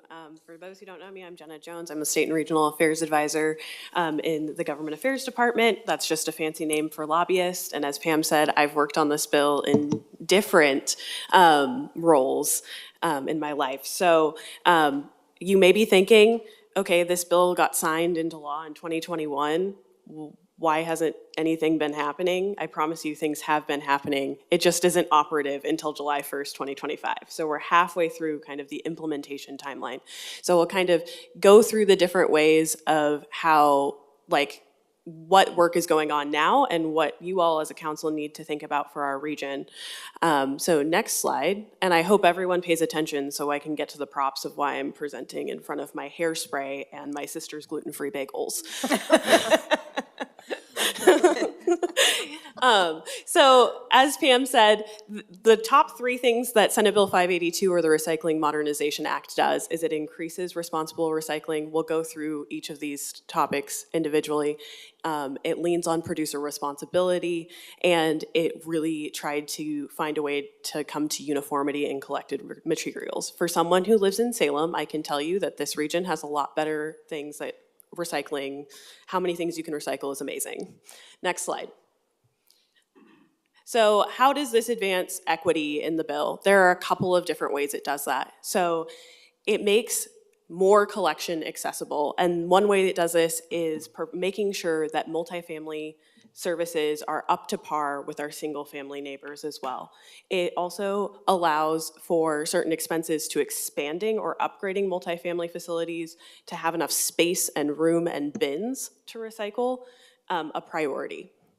It also makes it so that education is built into the bill. There's a requirement for local jurisdictions and for the producer responsibility organization, which we'll talk about next, to make sure that the broader public is being educated about what is recyclable and what is not, and really reducing contamination. Like Pam says, all that plastic mixed in with your paper, not fun, right? It also makes sure that we have recycling facility workers and just material recovery facilities that are minimizing their impacts on the environment and the health and safety of their workers, while also making sure that they have a livable wage. So that will be done through permit, and DEQ is in that process right now of they will only permit people to receive commingled recycling if they are meeting certain standards. It also, this ties into responsible end markets. So what is that? It's making sure that wherever we ship the final product of commingled recycling off to is not any more burdensome, and that there are minimization acts in place to worker safety, to environmental destruction. So wanting to find some of the more ethical places to bring end-of-life materials. And then there's representation of all different types of advocates and spheres and nonprofits on the Oregon Recycling Council, which has a bigger, broader name under the act, but you don't need to know it. You just need to know that it is called the Recycling Council and it is housed in DEQ. And then it also makes sure that this is not just a one and done bill. This was a landmark piece of legislation. It's not perfect. There's more that could be done. And so it provides for different checkpoints and different ways to onboard new processors, new items on the list, all of those things. And it continues to study things like equity throughout this time with the producer responsibility organization. Next slide. We talked about the material recovery facilities. That is the main way that the DEQ is trying to regulate where materials go and ethics around recycling. So where we sort all of our materials, it has to be permitted by DEQ. They have to meet performance standards and wage standards, and that is the only place that local jurisdictions and haulers are allowed to send materials. So next slide. So producer responsibility, this just means that there is going to be this thing called a producer responsibility organization, which is a association put on by the producers. They pay fees to it. Those fees end up funding improvements to collection, to education, to those expanded and upgraded facilities we talked about on multifamily. All of those funds from the producer will go to the PRO. An interesting fact here is that in a lot of other producer responsibility models, there's usually only one producer responsibility organization.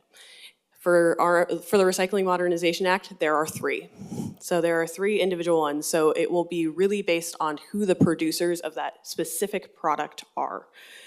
For a brief moment, there were four. One rescinded their application. So there's going to have to be a lot of coordination between the producer responsibility organization, local governments, and everyone in the solid waste system. Next slide. And as part of this, there are a couple of things outlined in the bill that are eligible for funding. There are some that don't apply to us, like transportation, because we've got a lot in our solid waste system here, but in other parts of the state, it's not so much. So the big things that we will be looking for potential funding and were thought bubbles when they were creating the scenarios for the systems facility plan is for expanded recycling education and expanded collection at metro facilities. And what could we leverage from the Recycling Modernization Act as far as money that's going to be coming in from these producers, and how does that align with council's priorities when it comes to the systems facility plan? There are different funding mechanisms in the bill. A lot have to do with you can have startup costs to stand up a brand new program. You could be reimbursed if you're already standing up a program before this bill launches, or the PRO, Producer Responsibility Organization, has money to compensate local governments or by formula. The formula is really targeted towards our city and county partners. They will receive $3 per capita when it comes to education funding. We are eligible for education funding, but this is the fun part about our region. There's a lot of layers of government, and so still figuring out how that will impact Metro as everything happens. But we do have 1.7 million people that we share jurisdiction over with our city and county partners. So we'll be working a lot on education. Next slide. Okay, so we're about to get to the fun part, which is when you get to hear why I have hairspray in front of me in this very professional setting. So a big part of this is about uniformity. The goal of the bill from that consensus process Pam was talking about was to come up with one list. Well, DEQ, during their rulemaking, decided to come up with two lists. So there's a uniform standard collection list, and so this is commingled recycling, or what most folks know as your on-route recycling, when you take your bins down to the curb every week. That's what we're talking about. That's the uniform standard collection list. That is required by local governments to bring those materials, or to collect those materials. So that will also impact Metro, because under this bill, we are defined as a local government, so we will need to know how to take in commingled recycling and everything on the uniform statewide collection list at our transfer stations. And then the producer responsibility organization list, what's that? It's not necessarily what you have on your curb. It can be if it's a added on service to your normal collection, but these are more depot or drop-off collection site items. So if you've been to Metro South or Central anytime recently, you know that we have a couple of recycling bays, and they've got bins and they've got signage. That's what we're talking about, depots, and what the typical things on the PRO list will look like. So Jill and I, because we're not going to go into the full list, are going to go over some changes to the list by demonstrating with our products here in front of us. And no, we don't just like Starbucks. These are actually props, but we got coffee out of it, so it's great. Thank you. I really needed a laugh. So we'll go through it, and after this presentation, we can follow up with the actual list so you can see it, not just hear about it. So the first thing to say is that in the Metro region, our commingled recycling list looks a lot like the same, because we were doing really well in the state and we were already taking in a lot of recyclable things. A few things have been added, a few things have changed. So we'll go over those now. We'll start with the uniform standard collection list. And one thing that you now will be able to throw in your bin is your clear plastic Starbucks cup. Yes, give it up for the clear plastic Starbucks cup. You will also be able to do paper cans with the metal rim. So think like a coffee can, things like that, canister, things like that. We don't have one of those to show you today. Now, here's where the big changes go. What's now going into depot collection? Oh, do you want to, you can talk about your cup. Well, it's going to be also, in addition to the clear plastic cup, coffee cups is also going to be on the list as well. Yeah. It's proposed. So all of your Starbucks is now recyclable. For lids, no. My understanding. Ooh. Just the cup. Yeah, we're going to see a lot of lids in those bins. Yep, but some other lids get to go other places. So your lids to your salsa containers and other things are now a PRO depot material, so you can collect all of those up if you don't use your old salsa containers for Tupperware, like I do, and you can bring those to the recycling bay at South or Central or whatever depot becomes available in the region. There will be 43 depots that they're estimating we need in this region, so it should be very convenient for everyone to have a place to go recycle. Another one that's a change is not what's in this can, but the actual can itself. The aerosol can is going to be something that can be recycled at depots or drop-off points. So the big thing here is it might have to go to household hazardous waste, because we know consumers don't always finish their products before they try to toss it out. Next one? You want to do the next one?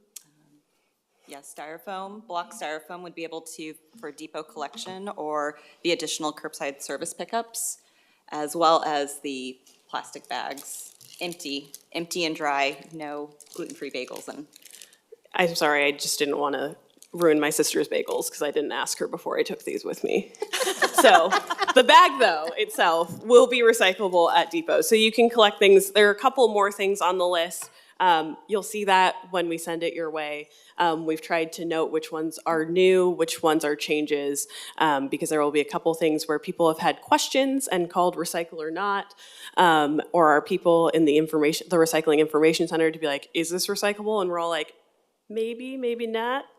We'll go for it, right? So this really provides clarity to consumers and to governments alike of like, what is actually recyclable.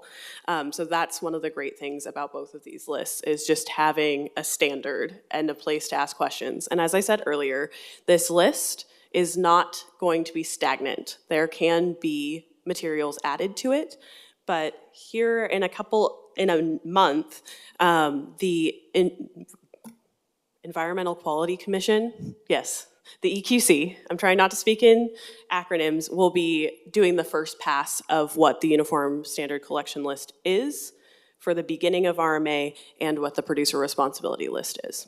So that's coming up. There was a rulemaking that started in 2022 and took up most of that time and has been a big conversation in the industry. So we will share that list with you later. Next slide.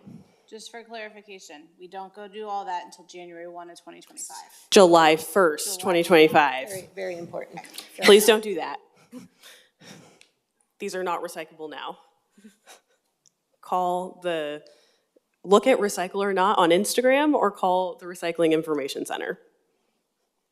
Okay, let's talk about key players because there's a lot of cooks in the kitchen when it comes to the Recycling Modernization Act and a lot of people who inform this bill. And one thing, I think Pam may have said it already, but when they were coming to consensus, the stakeholder group in the Recycling Steering Committee was that they wanted to make sure that everyone's roles stayed kind of the same. So as you know, cities and counties deal with collection when it comes to regulating the solid waste system.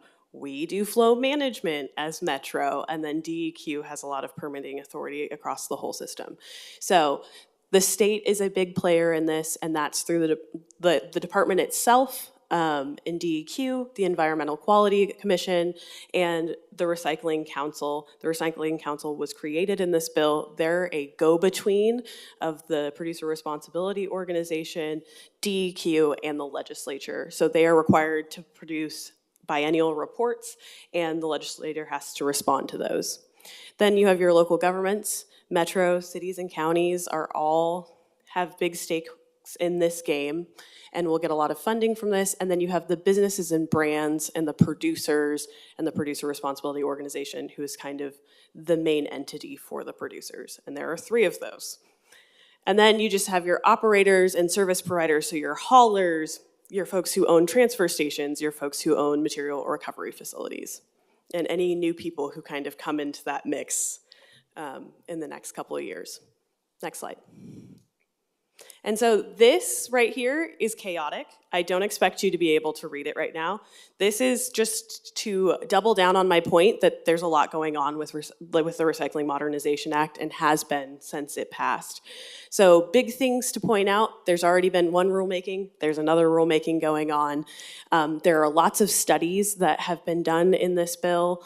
One around equity that's coming in 2024. We're going to start seeing producer responsibility program plans so that we'll better be able to integrate it with our own facilities. There will be some needs assessments done on multifamily and what multifamily folks need to come up to meet their requirements. Their operative date is July 1, 2026. So multifamily residents have 1 more year of implementation than the rest of this. And then there are things around litter and marine debris. You know, we pulled some things out of the Columbia and we care about the environment. So that will be exciting to see what happens. And then also looking long-term on a compostability study and what we can do in the composting space. Next slide. And now we're seeing lots of producer responsibility organizations pop up and different programs. Most folks know about the Oregon Bottle Bill. We're really known for that across the United States.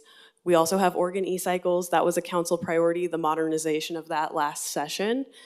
Paint Care and Metro Paint is a processor for that producer responsibility organization. There's been a drug take-back producer responsibility program, and now the Recycling Modernization Act, and as of 2022, mattress recycling.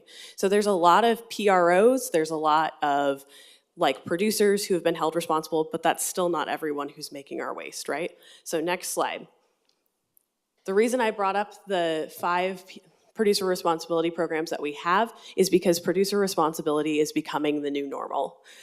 This is one of the ways that we know benefits the environment the most when producers have a stake.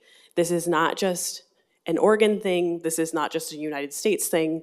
The producer responsibility programs are in Canada, Europe, Japan, and it's continuing to grow.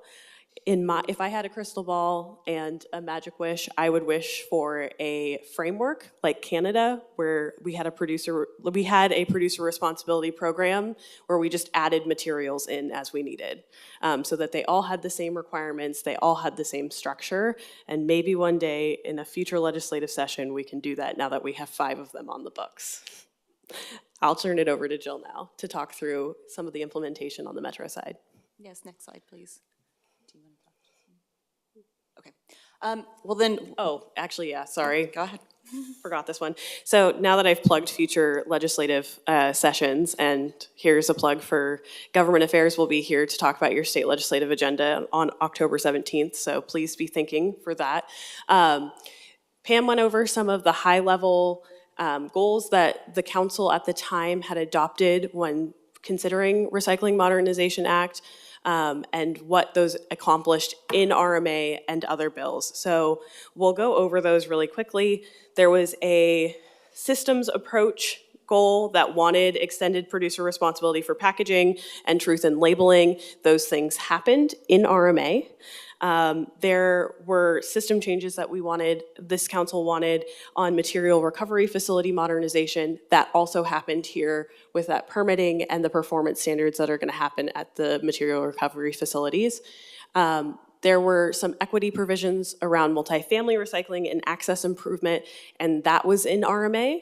And then this is one, but not all of the ways that the state legislature has addressed hard to recycle plastics. So one thing that RMA didn't do, but here's complementary legislation that has passed in the recent legislative sessions. 2022 mattresses passed. Now there's a producer responsibility program for that. There was more done on truth in labeling in 2023 with a digital labeling consideration that tied into the producer responsibility organizations of the Recycling Modernization Act. So now they have to consider how smart labeling might help with truth in labeling in the future. And then when it comes to not just hard to recycle plastics, but how do we just reduce the amount of plastic we had, there's been some waste prevention efforts around single-use plastics. So there was a polystyrene ban that just passed in 2023. I think that is operative January 1, 2024, but don't quote me on that. And then there was a bill to legalize reusables, so at the grocery store and at restaurants, so you can bring your own to-go container. Next slide for real. Thank you, thank you. My name is Jill Hritzik. I use she, her pronouns, and I am the project lead for how we transition the policy into implementation. Good. So, we just have a few more slides left. So first is, what is Metro's position?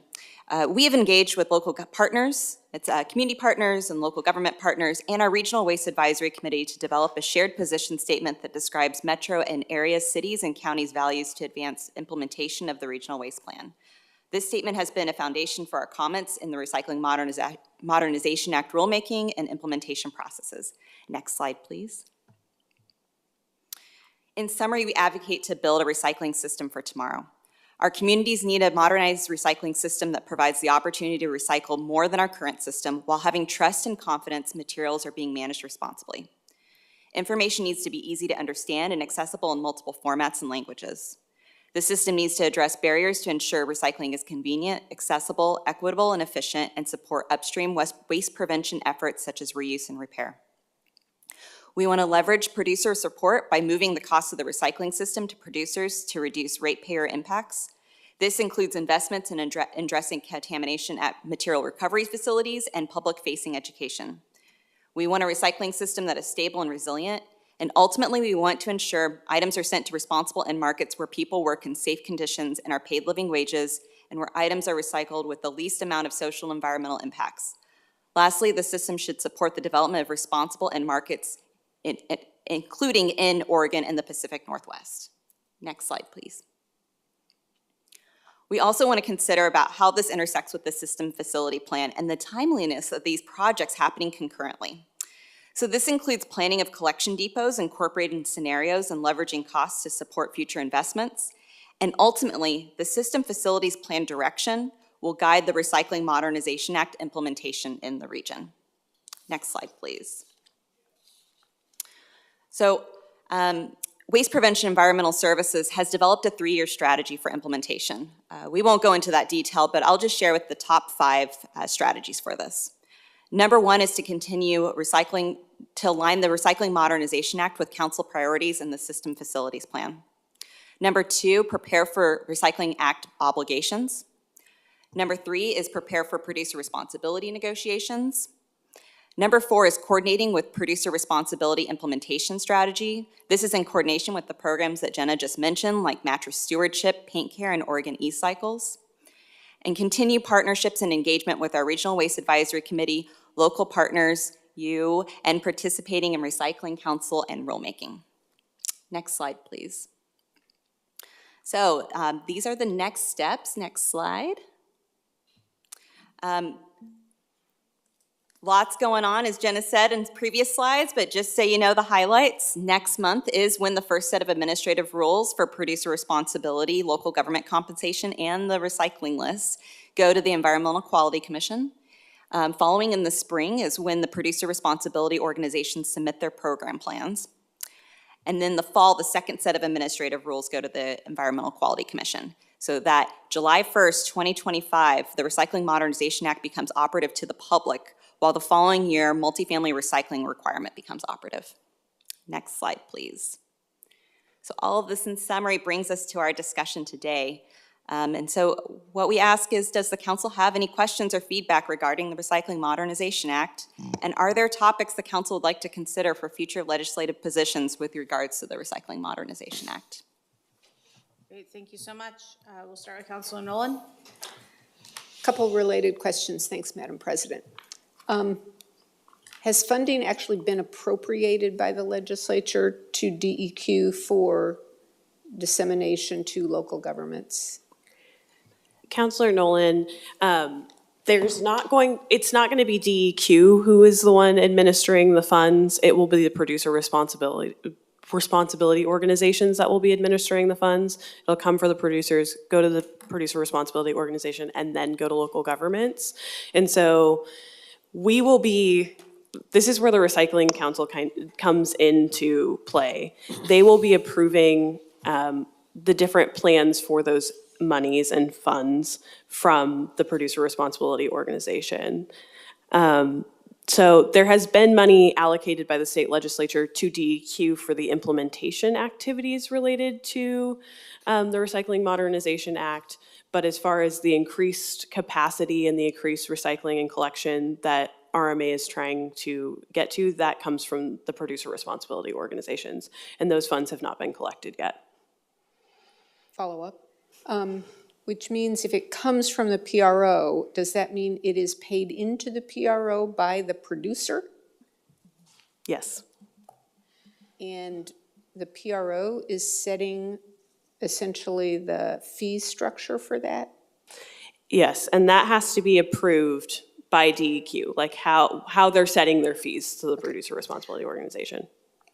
And a second question that's related to that, I heard one of you talk about 43 depots in this region, and it's probably not a simple two-sentence answer here, but I'd be very interested in how that information entwines with the different scenarios under the WPES facilities plan.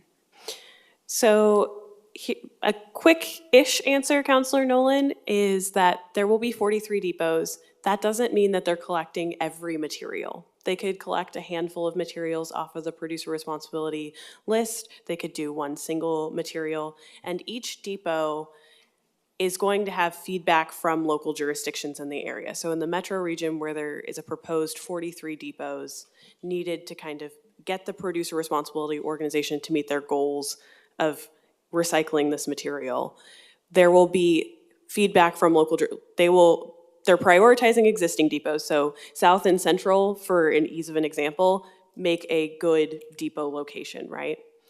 The requirement is it has to be open to the public.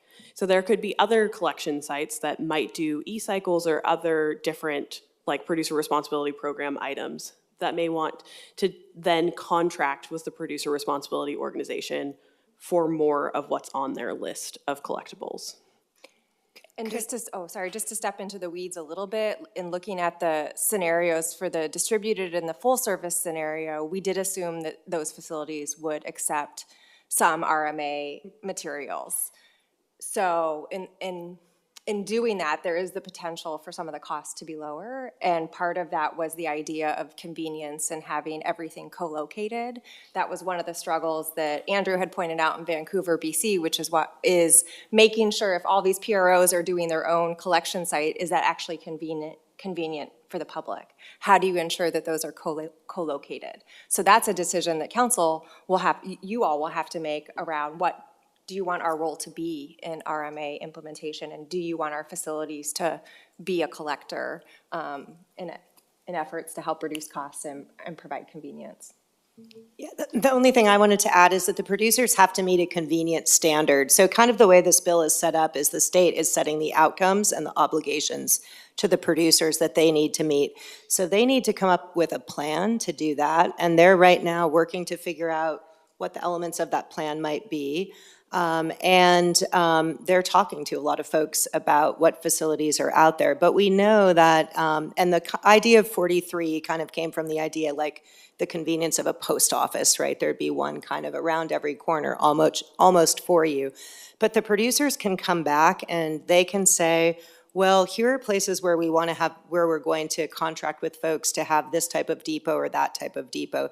Here's a place we're going to use return to retail that we think is super convenient for people.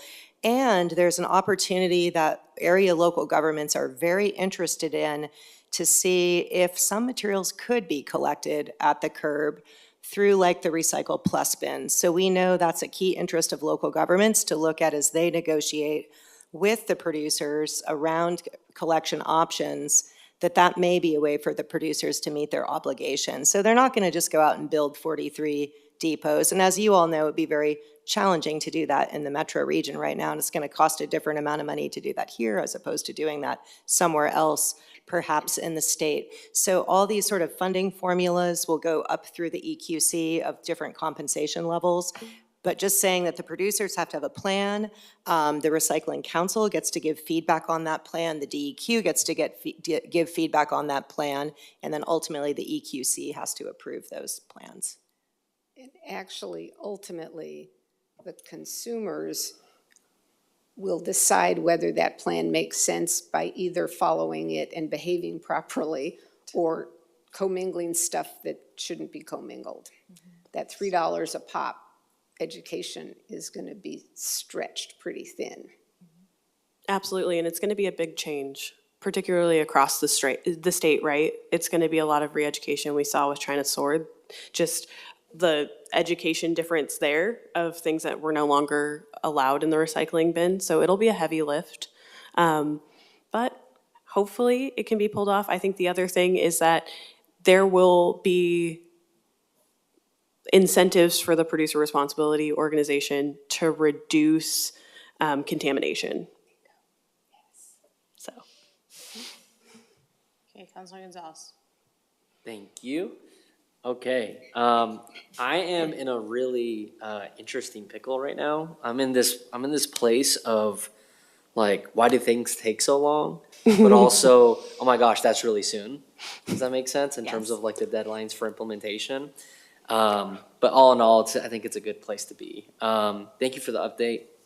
I think just to answer the questions and help with the contribute to the conversation here. I think Metro's role, especially for our region, will be we've talked about the concept of one-stop shops. So really trying to create convenient locations that are regionally distributed. And I mean, it's just basic user things that I don't need to share with you, right? If I have styrofoam or if I have some kind of aerosol can, do I need to, commute 30 minutes, from one place to another just to be a good person and help recycle our materials? At the end of the day, people make, micro decisions that contribute to the macro. And second, I think another really important role that we're going to have in collaboration with organizations that are created, and also with how, we leveraged all the municipal resources that we have is in education, and really helping people understand the nuances, the opportunities, the dates. And I know that we've done a lot of that work already, especially, or I think we haven't done that work, but I think we've shown we can do the work and coordinate with our partners to do the work. So I would really welcome, as this process moves forward, for more regular updates as to like how are we not only doing a comm strategy, but also either investing in community organizations or collaborating with cities and counties across the region to help come up with an education and awareness plan for this. So anyway, I would love to hear what you think about that, how you're approaching that, and if there's any kind of nuggets that you could share for how we can also be supportive, because I think what you hear from us is that we're really on board and passionate about the success of this, and obviously understanding there's opportunities for things to go awry, for us to help wherever possible. Want me to speak to it? Yeah, I can speak to the communication and education strategies that we've done so far. We actually earlier this year, partnered with Brink Communications to develop a strategy plan, which included a lot of research and interviews with stakeholders. And in the past, we've also done recycling behavior research, which informed our Recycle or Not work. Through the communication plans, what we've learned are a few things. One is people have lost trust in the recycling system, not surprising. Also have anxiety about climate change and want to do something, also not surprising. We did this in partnership with our local government staff, and they presented us a communications plan, but one of the big takeaways they shared with it is, if there's not anything to do right now, don't say anything, because when people find out, they want to be able to do something. So with our close stakeholders, we tell them, participate in the rulemaking process, like give public comment, written comments. But also, that is part of our work plan, and that future engagements is building that education communication rollout and what that means for our region.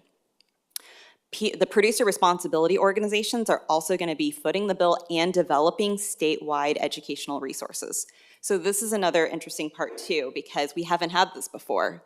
And serving on Recycling Council, currently Pam is the chair of the Recycling Council.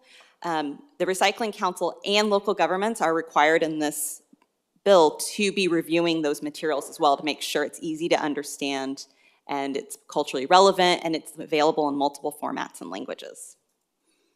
Thanks. Yeah. And we're hoping Jill is going to be on the I was just gonna Recycling say, Council. We really hope to hear Jill has been appointed to take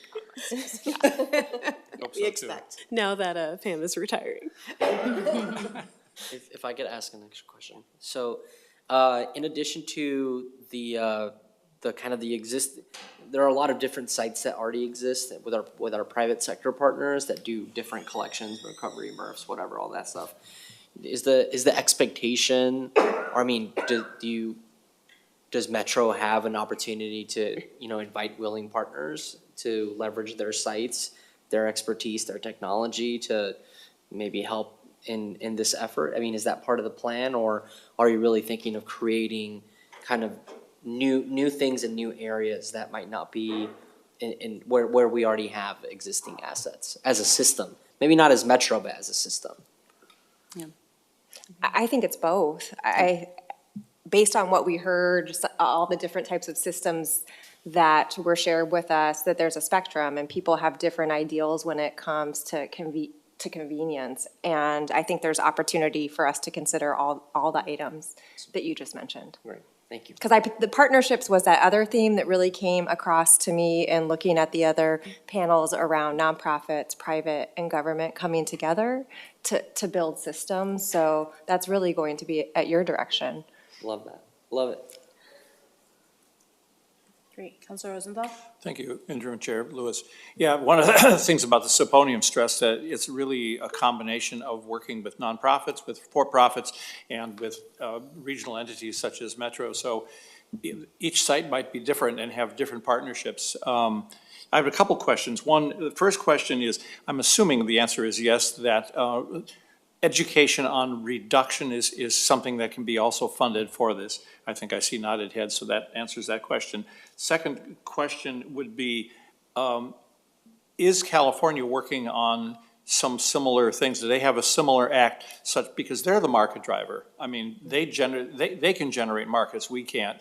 And they're the one state, well, Washington to some extent, but much more California. So are they working on a similar act, or do they have one already? They passed one in 2022. Yes. And then Washington will make another run at one in their next session as well. So hopefully the whole West Coast will soon. And then Maine and Colorado also adopted programs in the last couple of years. So we should have a regional kind of thing. Hopefully, and yes. The last question is, where do the junk haulers, which made their comments at the session, and Ridwell fit into this? I can take a stab at that one. Sure. So when we're talking about the Recycling Modernization Act, a lot of it will have to do with franchised haulers because they're service providers for the en route collection, right? The junk haulers are a little adjacent to that because people can just call them on call to come get things. So this was built around your stereotypical franchised haulers with a local jurisdiction. However, with Ridwell, which we know has expanded recycling, they are going to have to fit themselves into some of the regulations coming out of this act when it comes to end markets, right? Because where are they taking their waste that they're collecting and where are they giving it to material recovery facilities? And can they be nimble to fit into this? Are their operations already fitting into this? I don't know with Ridwell because right now it's not super transparent and there's that's the whole system, right? We don't really know where all of our waste is going.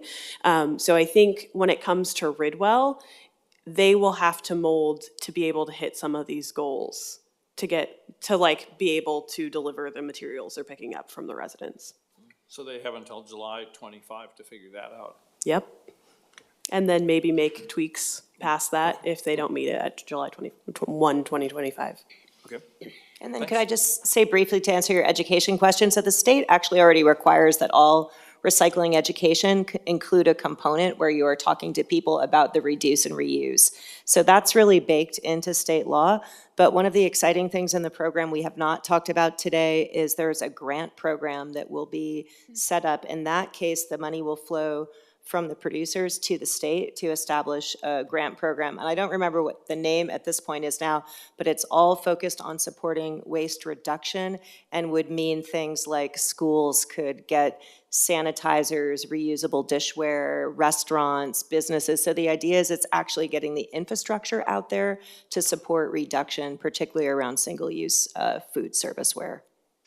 And just to connect one dot, one of our primary roles is delivering education services to help meet that state waste reduction requirement. So we have John Meyer, who leads our Community Services and Education Division, where we have an entire youth program that is focused on reducing thoughtful consumption, as well as adult education. Environmental Promoters, which I'm sure you've heard about, as well as Masters Recyclers, are both programs that we support and coordinate.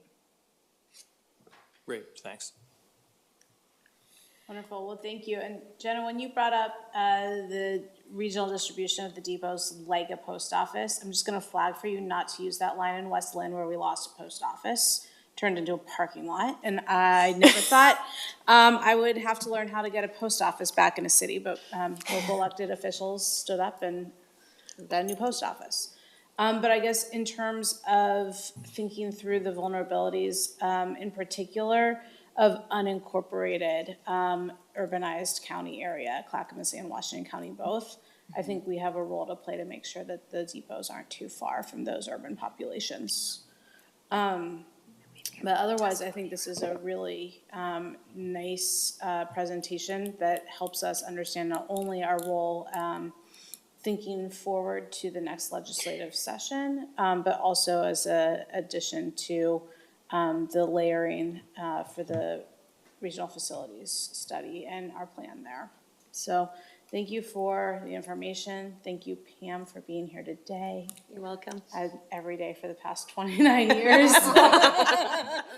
It has really been my greatest pleasure, I have to say. I feel so lucky to have been here and been with all of you here. Thank you. Well, thank you. Thank you. And with that, I will wrap that agenda item and move us on to our next agenda item, COO communication. Thank you, Deputy President Lewis. Hello again, Council. So for CEO Communications today, I just wanted to take a moment and remind folks that tomorrow morning at 11:20, FEMA, in coordination with the Federal Communications Commission, will conduct a nationwide test of the emergency alert system and wireless emergency alerts. The purpose of tomorrow's test is to ensure that the systems continue to be effective means of warning the public about emergencies, particularly those on the national level. Cell phones, including your work cell phones, will receive a text message reading, "This is a test of the National Wireless Emergency Alert System. No action is needed." To help ensure these alerts are accessible to the entire public, including people with disabilities, the alerts will be accompanied by a unique tone and vibration. All cell phones that are on and connected to a WEA participating cell service will receive this message in accompanying tone.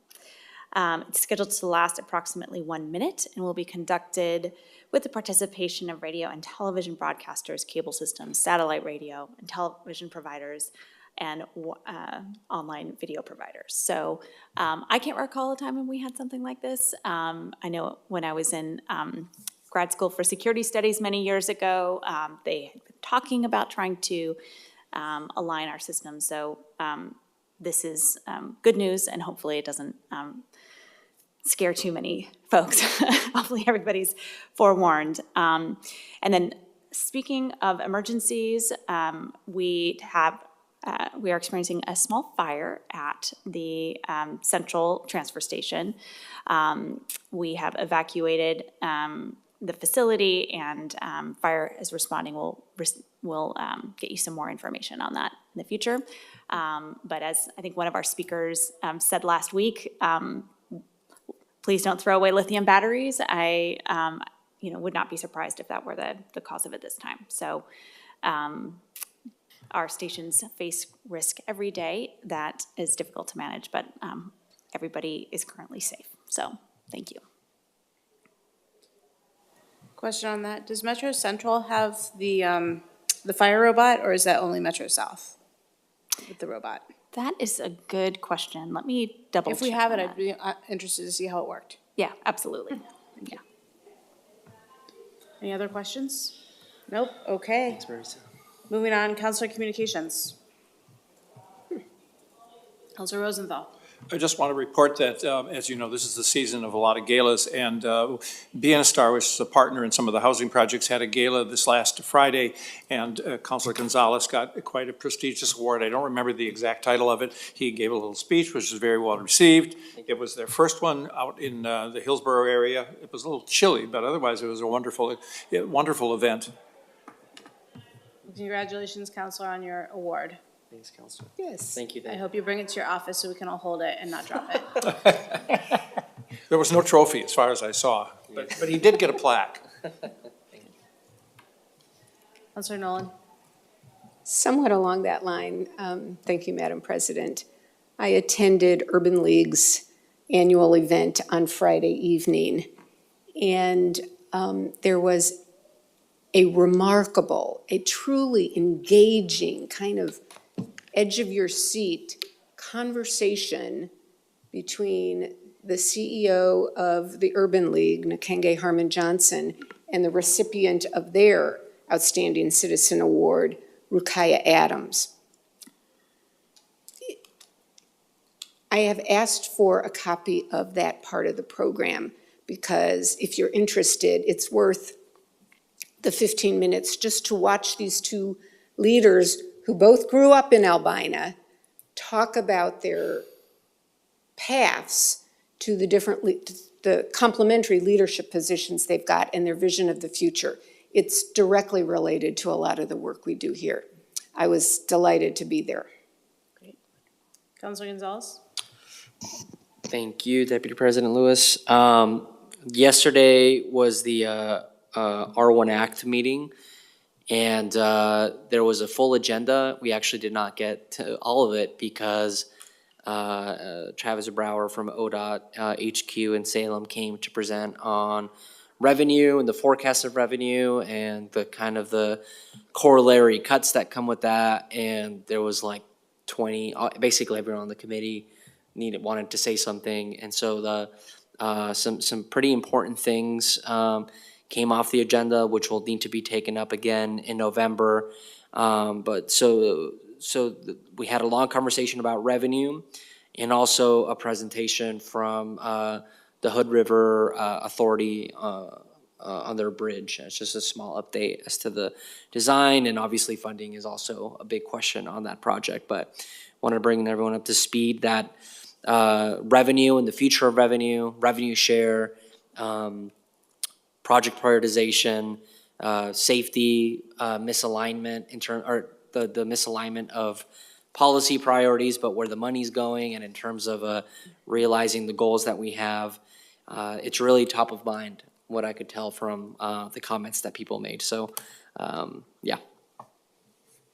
Thank you, Councilor. And I know that the ODOT leadership report to the legislature on Friday actually outlined the operations and maintenance cuts that include right-of-way cleanup. And I think we need to watch that with particular interest because, you know, we get blamed, doesn't matter who owns the land, but we may need to actually intervene if they are going to really stop sending crews to ODOT right-of-way to do graffiti and litter removal. My one item for councilor communication today is that the opportunity to comment on tolling as the implementation of the 205 project continues is upon us. The Clackamas County joint letter was submitted last month. I've been working with the fellow JPAC councilors, President Peterson, to give us a letter that's 99% in alignment, but with our own Metro twist. I believe everybody has a copy of that in their inbox, and I would encourage everyone to give it a review. I do think it is important that we put something out there. I think it's okay. We are not on the Clackamas County-led letter, but I do think that the time is of the essence. We probably have a few more weeks, but the opportunity, particularly given the conversation at Legislative Days last week, it's getting set up that you're either for tolling or against tolling. And it's really important that we say, look, we have values that do align, and yet we can still say you're doing this wrong. So please review, and I know at least one of you has some significant questions, so we will get to that. Okay. With that, I see no further hands, councilors. Our council work session is adjourned, and our next scheduled meeting is Thursday, October 5th at 10:30 a.m. Adjourned.